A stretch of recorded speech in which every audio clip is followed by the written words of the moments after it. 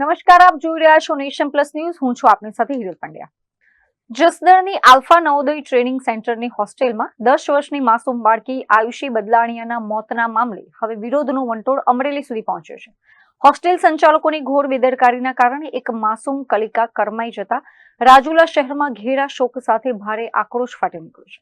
જસદણની alpha Navodaya training સેન્ટરની હોસ્ટેલમાં 10 વર્ષની માસૂમ બાળકી આયુષી બદલાણીયાના મોતના મામલે રાજુલામાં આહિર સમાજના અગ્રણીઓ, યુવાનો અને મહિલાઓ સહિત મોટી સંખ્યામાં લોકો એકઠા થયા હતા. આયુષીને ન્યાય આપોના બેનરો અને પોસ્ટરો લઈને સર્વે સમાજના લોકો રેલી સ્વરૂપે પ્રાંત કચેરી ખાતે પહોંચ્યા હતા અને ન્યાય માટે ઉગ્ર સૂત્રોચ્ચાર કર્યા હતા. માસૂમ દીકરીના પરિવારને ન્યાય અપાવવા આ જંગમાં રાજુલાના ધારાસભ્ય હીરા સોલંકી પણ સામેલ હતા. એકચ્યુઅલી આ બેન જે આયુષી બેનને ન્યાય આપવા માટે આખો આહિર સમાજ આજે અહીંયા ભેગો થયો છે અને આવેદનપત્ર મને પણ આપેલું. મેં હર્ષભાઈને વિગતવાર એની અરજી પણ કરેલી છે અને એને ન્યાય આપવા માટેની વાત છે. અલ્ફા શિક્ષક સ્કૂલમાં આ ટ્યુશન કરતી હતી, જેને શંકાસ્પદ એમનું મૃત્યુ થયું છે અને એમના બાપુજીને ક્યાંક ને ક્યાંક, કેમ કે જે રીતે એનું મૃત્યુ થયું એના પછી 10-12 કલાક પછી હોસ્પિટલમાં લઈ ગયા, એટલે ક્યાંક ને ક્યાંક એવું લાગે છે કે ક્યાંક આમાં જાણવા જોગ છે કંઈ. એટલે એના માટેની આજે જ્યારે આહિર સમાજ ભેગો થયો છે ત્યારે એમના સાથે હું પણ છું અને સંપૂર્ણ રીતે આ લોકોને ન્યાય મળે એ દિશાએ કામ કરવા માટે બંધાયેલો છું.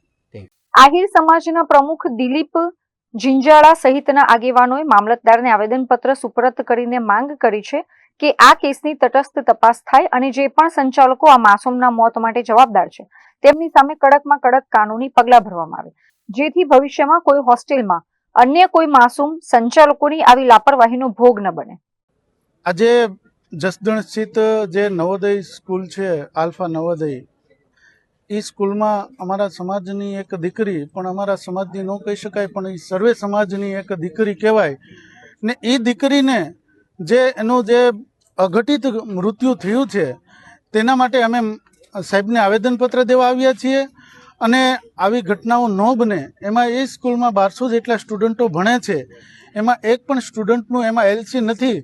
તો આ ઘોર બેદરકારી અને આ જે મૃત્યુ પછી પણ 12 કલાક સુધી, 24 કલાક સુધી એમના વાલીને જાણ કરવામાં ન આવે, એમની સાથે વાતચીત કરવામાં ન આવે, એટલા માટે આની ઉપર સરકાર કાયદેસરની કાર્યવાહી કરે અને સીલ કરે ને જ્યાં સુધી બેન આયુષીને ન્યાય નહીં મળે ત્યાં સુધી આહિર સમાજ નહીં પણ ઓલ ઓવર ગુજરાતના આહિર સમાજથી લઈ સર્વે સમાજ આ બેન આયુષીની સાથે છે, એના ન્યાય માટે ત્વરિત છે. ને અમે સરકારને એક જ પ્રશ્ન કરીએ છીએ કે આ બેન આયુષીનો આ જે અનઘટિત ઘટના છે એને ફાસ્ટ ટ્રેક કોર્ટમાં, સ્પેશિયલ કોર્ટમાં ચલાવવામાં આવે આમનો કેસ, ને જલ્દી વહેલી તકે બેન આયુષીને ન્યાય મળે એવી અમે અપેક્ષા.